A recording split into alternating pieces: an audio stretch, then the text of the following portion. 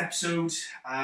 It's going to be one of our new in a series of programs and profiles that we're trying to do by integrating and meeting up with fellow business owners, senior consultants and managers across South Wales and the Southwest, just to highlight some of the talent and some of the things we've got going on here. Today I'm joined by Mo. Hello. He basically got me my start in recruitment, so this will be an interesting conversation. Mo, why don't you just give us a quick intro on yourself and what you're doing and your background and that sort of thing? Thanks, Colin. Yeah, I've got 12 years recruitment experience. I've had 3 jobs in my career. That's been one as in recruitment for 6 years. That's when I learned recruitment and learned the game. I learned management in my next job.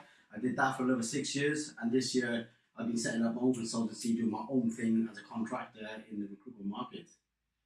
Big money in contract recruitment. There we go. Okay, fair enough. So look, I'll jump straight in.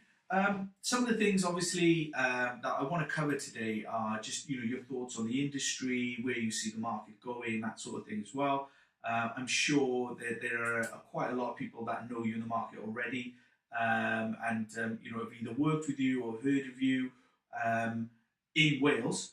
But a lot of the people that will be watching this will be outside of Wales and they don't understand, what the market's like, what differentiates this, even though we're so close to Bristol and the Southwest, and what the differences are. Could you kind of give us a rough idea? Because I know you've got a lot of experience both in the Welsh and the international markets, but between the kind of Wales and the rest of Britain, I guess, in a sense. Look, we're special in Wales. And the reason being is we're like a little island. Yeah. We're cut off. The Welsh, the Severn Bridge cuts us off. People don't want to travel into Wales for work. People travel out of Wales for work, into Bristol, into London, Reading. So we're almost like self-contained, our own little ecosystem. So recruiting in South Wales is extremely difficult in the sense that you have to be strategic and you have to play the long game. And what I mean by that is, you got to think about graduates. You're going to stick with them throughout their whole life cycle of their career path, really, because they're not. Do you find Welsh graduates end up staying in Wales longer than maybe somebody meet in London or wherever? There's a lot more stability in graduates because there's enough jobs in South Wales to see them through, and there's like interesting jobs from standard developers to new technologies to artificial intelligence through to other areas which keeps them engaged. And so South Wales is a hotbed of recruitment for technology and an interesting place to work in. Okay, so you mentioned there artificial intelligence. What sort of markets do you work in, or have you worked in and are working in at the moment? Look, there are a couple of companies that have been set up from Wales and have grown, and they've taken on artificial intelligence as a way of offering another service into their product or to their client base. And because of the Welsh market and the inward investment from the government, there have been companies that specialise in AI or do AI software development projects that have come into South Wales looking for the best talent. Cardiff University pumping out some really strong graduates. Yeah. These companies want to capture them and come in to take them. Okay, fantastic. Okay, fine. So when you got into recruitment, I get this a lot from loads of people, obviously from the staff we have, and I'm sure from the staff you have as well. And it's the same conversation. When you started in recruitment, it was in the recession, right? So just before the recession? Just before the recession. 2 years before the recession. So how did you initially build your desk is the first part of the question. And then how did you adjust or maybe rebuild your desk when the recession hit? Because I know that I know we've had this conversation in the past, especially when I started just in the recession. So first part, how did you build your first desk? I joined a traditional old school recruitment company, sales driven. It was all about outbound activity, and it really taught me the concepts of recruitment and how I built it. I identified a redundant call list of companies and cold clients. I started calling through them. I picked up a job with a digital agency and worked hard to fill that vacancy. And that gave me access and knowledge of the digital agency market that was in London. And what I started doing is just bouncing off that. And then I started specialising in digital agency recruitment across London. And that's pretty much the first 2 years of my recruitment. I built up a solid client base there. you mentioned the recession. It was like, yeah, it hit us hard because I was working in London market, and I remember when the announced Lehman Brothers had collapsed, and our director pulled us in. He was a city project manager anyway. Yeah. Said, look, brace yourselves, things are going to change.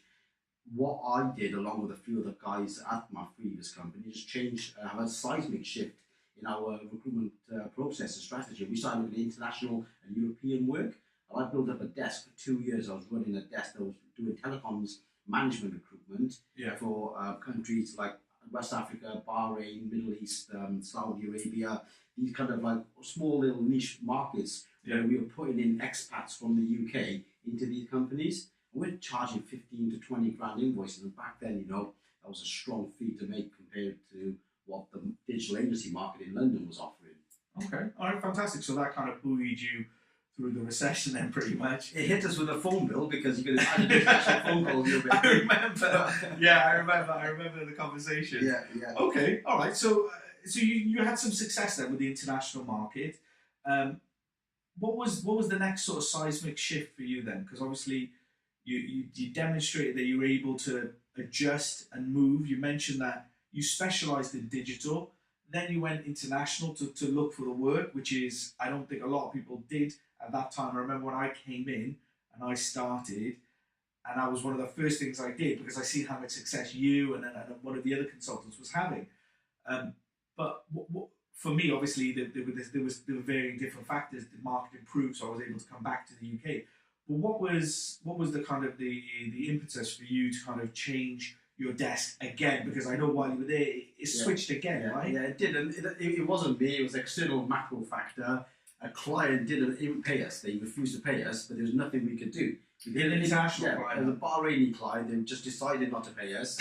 And our financial director said, well, that's it, you couldn't enter that because there's no way of enforcing laws in a foreign country with your terms of business. It's like, other than goodwill or expensive solicitors and lawyers, you're not going to get money in. So they cut that. Yeah. So I came straight back into the UK market with a bang, with no desk really. And the quickest way to build out was through contractors. I need quick wins to make deals. Sure. So I started building the contract desk, and that was pretty much the next year or so, where it was just contract revenue coming through across the whole of the UK, just chasing the money, chasing the deals, whatever that client was, as long as they wanted a contract.